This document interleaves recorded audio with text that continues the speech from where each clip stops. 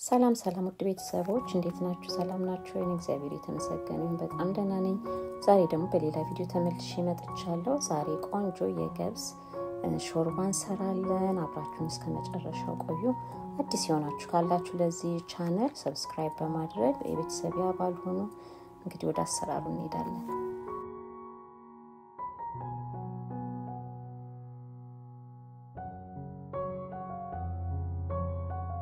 ሾርባውን ለመስራት እንግዲህ ሽንኩርት እየከተፍኩኝ ነው። ሽንኩርት ያስፈልገኛል።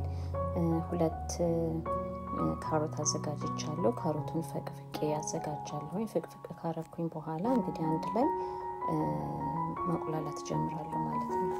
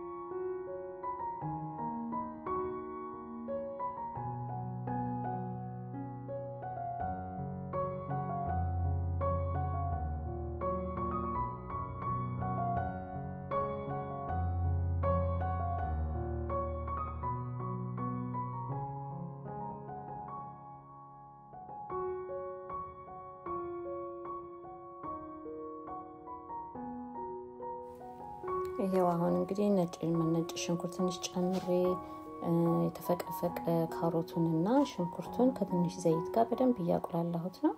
ይሄ ተቁላልቶ ሲያልቅልኝ እንግዲህ ገብሱን ነው የምጨምረው። ገብሱ እንደዚህ እንደምታዩት የተፈተገ ከሀገር ቤት ነው የመጣልኝ። ተፈትጎ ተዘጋጅቶ በደንብ ለሾርባ እንደሚሆን ሆኖ የተዘጋጀ ገብስ ነው።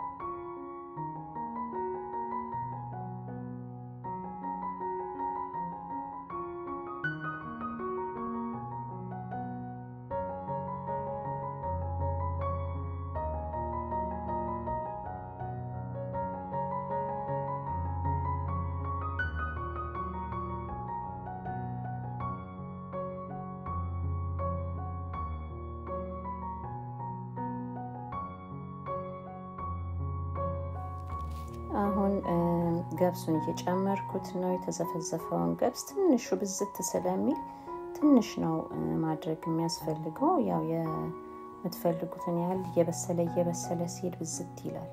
ትንሽ ቀረፋ አድርጌበታለሁ እንዲሁ ለቴስቱ።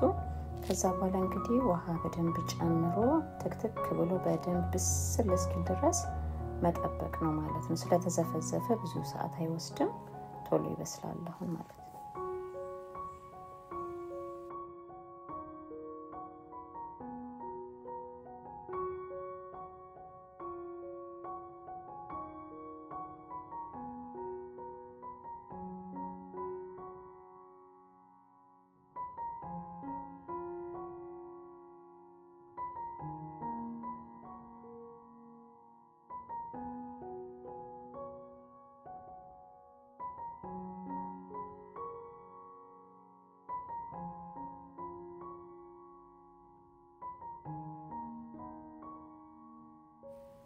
ውድ ቤተሰቦች እንግዲህ እንደምታዩት ሾርባው እየደረሰ ነው። በጣም ቆንጆ ሆኖ ነው የበሰለው። እንደዚህ እንደምታዩት ብትፈልጉ ወፈር ወይም ቀጠን አድርጋችሁ መስራትም ትችላላችሁ። በጣም ጤናማ የሆነ ቆንጆ ሾርባን የተሰራው እንግዲህ ይሄንን የመሰለ በጣም ቆንጆ የገብስ የተፈተገ የገብስ ሾርባ ሰርቻለሁኝ። በጣም ጤናማ ነው።